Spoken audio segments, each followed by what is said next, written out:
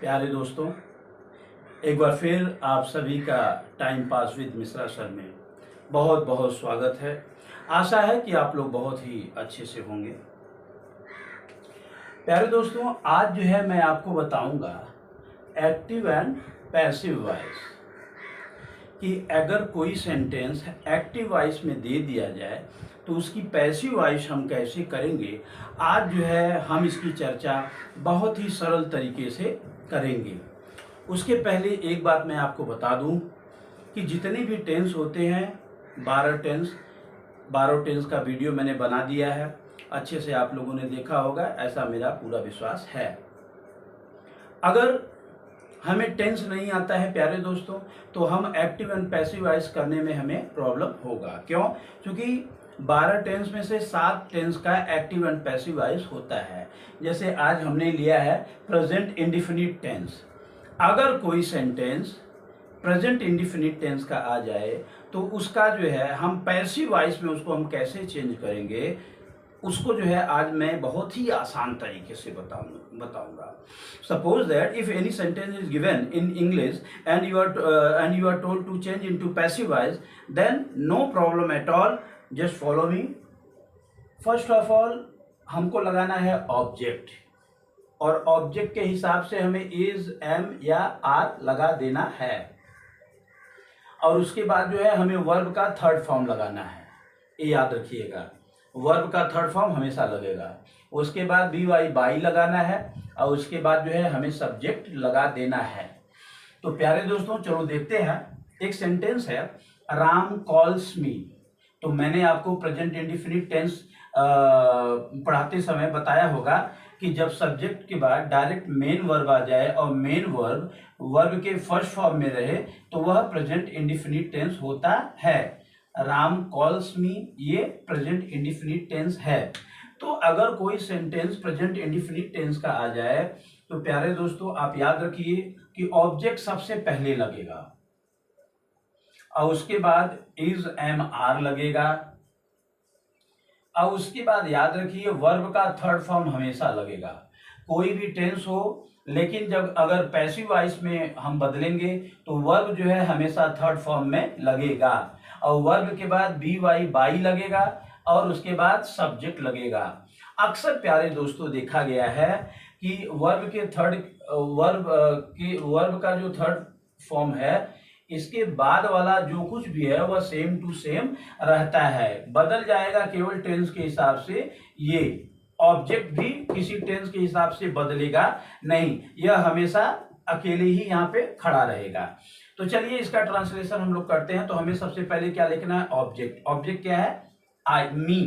तो याद रखो, अगर कोई एक्टिव वॉइस में अगर ऑब्जेक्ट आपका मी है तो वह जब पैसिव वॉइस में आता है तो वह जो है आपका आई में बदल जाता है। चलिए अब ऑब्जेक्ट हमने लिख लिया, उसके बाद हमें लिखना है इज, एम, आर। तो आई के साथ क्या लगेगा प्यारे दोस्तों? एम। ठीक है। अब उसके बाद हमें क्या लगाना है? वर्ब का थर्ड फॉर्म। तो वर्ब क्या है? कॉल्स। तो हो गया कॉल्ड। अब उसके बाद क्या लगाना है प्यारे दोस्तों? B Y by. तो हम लगा लिए बाई। अब उसके बाद क्या लगाना है? सब्जेक्ट। तो सब्जेक्ट क्या है? Ram, by Ram. Ram calls me, इसका पैसिव वॉइस हो गया I am called by Ram. ये एक्टिव वॉइस है और ये पैसिव वॉइस है। बहुत ही आसान है दोस्तों। मैं अपने कैमरामैन से पूछना चाहूंगा कि शायद आपको क्लियर दिखाई दे रहा होगा, एकदम क्लियर, धुंधला वगैरह नहीं दिखाई दे रहा होगा। चलिए एक दूसरा एग्जांपल लेते हैं प्यारे दोस्तों। आज याद रखिएगा, मैंने प्रेजेंट इंडेफिनिट टेंस का एक्टिव एंड पैसिव वॉइस अगर आप चाहेंगे तो मैं आपको समझा के ही रहूंगा, क्योंकि मुझे अब कुछ काम नहीं है 2-3 घंटे। तो बस सबसे बड़ा काम यही है कि समाज की सेवा कर ली जाए। चलिए एक सेंटेंस है कि शीला, एक सेंटेंस है कि आई सिंग a song, I Singh a song. तो इसका पहले टेंस को पहचानिए। आई क्या है? सब्जेक्ट हो गया। सिंग क्या है? यह मेन वर्ब है और यह फर्स्ट फॉर्म में है। और सब्जेक्ट और मेन वर्ब के बीच में कुछ है क्या? Is, am, are, was, were, something like this? नहीं ना। तो मैंने बताया है कि ऑक्सिलरी वर्ब या helping verb present indefinite tense में नहीं लगता है। तो प्यारे दोस्तों आगे बढ़ते हैं। आई सिंग अ सॉन्ग, इसका जो है क्या माने कि इसका जो है हम पैसिव वॉइस बदलेंगे तो हमें सबसे पहले क्या लगाना है? ऑब्जेक्ट। तो ऑब्जेक्ट क्या हो गया? A song, a song. चलिए हम कुछ करेंगे नहीं, जो नियम बोलता है वही करेंगे। उसके बाद हमें लगाना है इज, एम, आर। तो अ सॉन्ग के साथ क्या लगेगा? Is, a song is. उसके बाद प्यारे दोस्तों क्या लगाना है? वर्ब का थर्ड फॉर्म। तो वर्ब क्या है? सिंग, सिंग, सैंग, संग, SUNG। अच्छा, संग। अब उसके बाद क्या लगाना है? याद रखिए, बाई लगाना है, उसके बाद सब्जेक्ट लगाना है। तो बाई हम लगा लिए। अब सब्जेक्ट क्या है?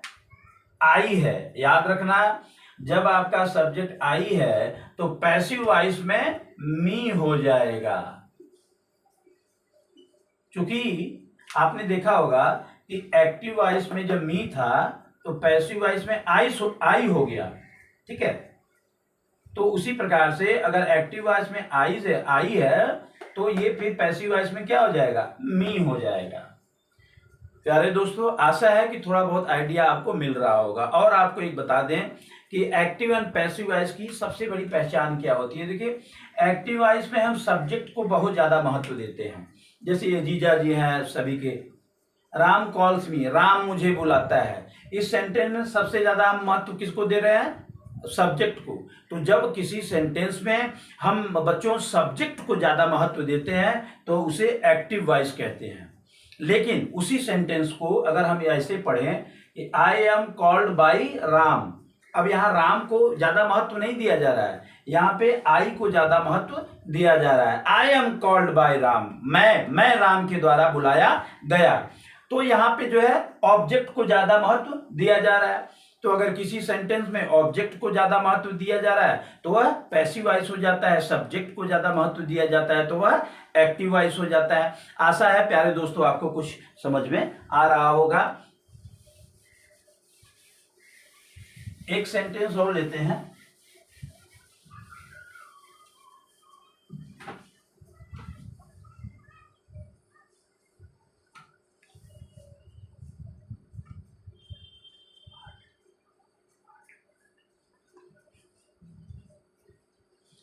like children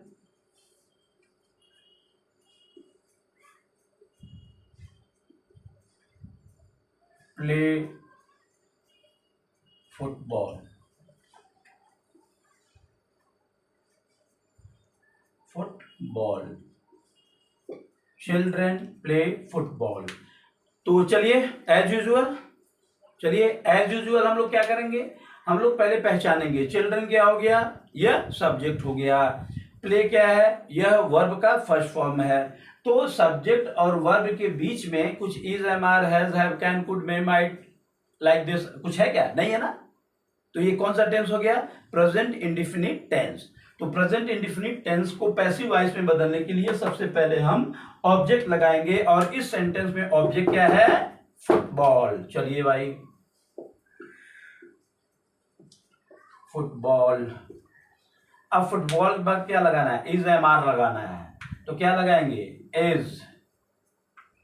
अब उसके बाद वर्ब का थर्ड फॉर्म लगाना है। तो वर्ब क्या है बताइए आप? प्ले है, तो इसमें ईडी लगा दो, प्लेड हो जाएगा।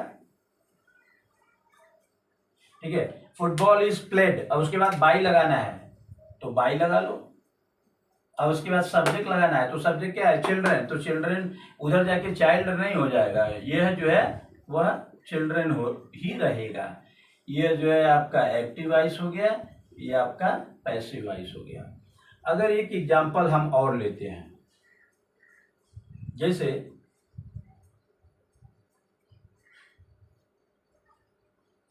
Teacher teaches English.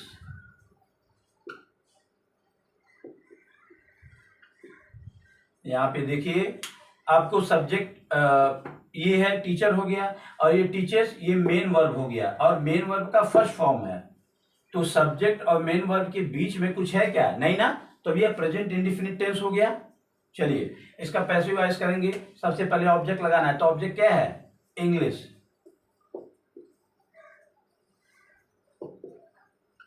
इंग्लिश। चलिए और उसके बाद क्या लगाना है? Is, am, are. तो इंग्लिश के साथ क्या लगाइएगा? इज। अब उसके बाद क्या लगाना है? वर्ब का थर्ड फॉर्म। तो वर्ब क्या है? टीचेस, माने टीच, टीच, टॉट, टॉट।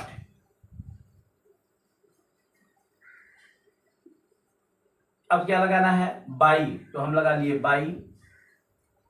अब क्या लगाना है? सब्जेक्ट, तो सब्जेक्ट क्या है? टीचर।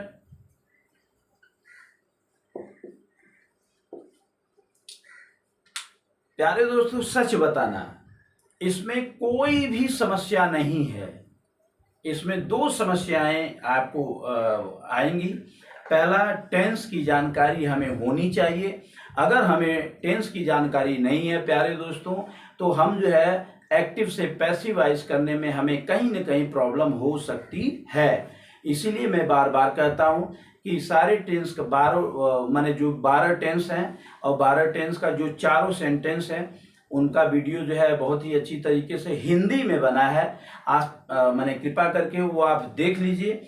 उसके बाद जो है जब हम लोग जो है एक्टिव एंड पैसिव वॉइस पढ़ेंगे तो शानदार तरीके से पढ़ेंगे, आपको अच्छे से समझ में आएगा। और एक बात मैं हाथ जोड़ के आपसे रिक्वेस्ट करना चाहता हूं कि एक्टिव एंड पैसिव वॉइस को इतना हल्के में मत लीजिए। क्यों?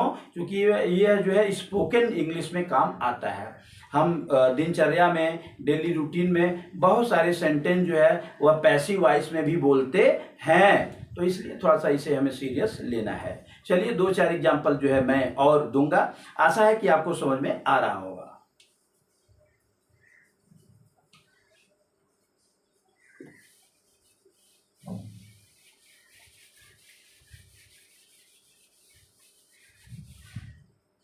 चलिए एक सेंटेंस है 5 नंबर कि माय फादर gives me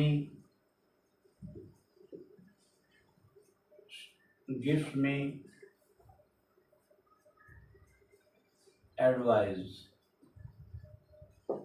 अब चलिए इसका जो है हम लोग करते हैं, ठीक है। अब याद रखिए किसी किसी सेंटेंस में क्या होता है कि दो दो ऑब्जेक्ट दे दिए जाते हैं। जैसे इसमें देखिएगा कि मी जो है वह पहला ऑब्जेक्ट है, और एडवाइस जो है वह ऑब्जेक्ट नंबर 2 है, और यहाँ पे माय फादर सब्जेक्ट हो गया, गिव्स ये मेन वर्ब हो गया, बीच में कुछ नहीं है। चलिए पहले हम जो है मी को ऑब्जेक्ट मानेंगे, तो मी इधर आएगा तो क्या हो जाएगा? आई हो गया, आई के साथ एम लगेगा। अब वर्ब का थर्ड फॉर्म लगाना है, तो वर्ब क्या है? गिव्स, गिवन, ठीक है। अब क्या लगाना है? बाई, लेकिन बाई नहीं लगाएंगे, आई एम गिवन एडवाइस। अब यहां पे एडवाइस लगा देंगे, आई एम गिवन एडवाइस। अब लगाएंगे बाई माई फादर, ये आपका पैसिव वॉइस हो गया है। या इसको हम एक तरीके से और कर सकते हैं। अब हम एडवाइस को ऑब्जेक्ट लेंगे, ठीक है। Advice is given to me by my father. ये दोनों जो है ये राइट है प्यारे दोस्तों, इस बात को आप लोग याद रखिए, ये दोनों करेक्ट है। आशा है कि कुछ कुछ जो है आपको समझ में आ रहा होगा।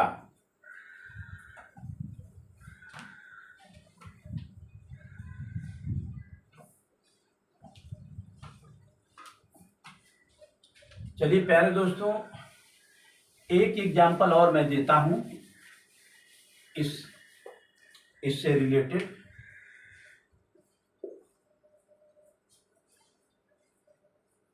She watches television. अब याद रखिए, सी सब्जेक्ट हो गया, वॉचेस मेन वर्ब हो गया, टेलीविजन आपका ऑब्जेक्ट हो गया। तो ये प्रेजेंट इंडेफिनिट टेंस का हो गया। पैसिव वॉइस करने के लिए हमें ऑब्जेक्ट लगाना है, तो ऑब्जेक्ट क्या हो गया? टेलीविजन। इज एम आर लगाना है तो हमने इज लगा लिया। वर्ब का थर्ड फॉर्म लगाना है तो वर्ब क्या है? वॉच, वॉच्ड हो जाएगा। बाई लगाना है, बाई लगा दिए। अब सब्जेक्ट लगाना है तो सब्जेक्ट क्या है? सी है। अब याद रखो, सी जब पैसिव वॉइस में उधर जाएगा तो हर हो जाएगा। सी वॉचेस टेलीविजन, इसका पैसिव वॉइस हो गया television is watched by her. तो प्यारे दोस्तों, आशा है कि आज का क्लास जो है आप लोगों ने एंजॉय किया होगा।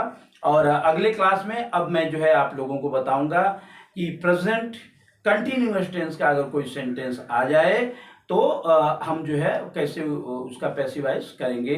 तो आज के लिए बहुत बहुत धन्यवाद। आप लोगों का बहुत बहुत धन्यवाद। Thank you very much for being with me. Thank you very much.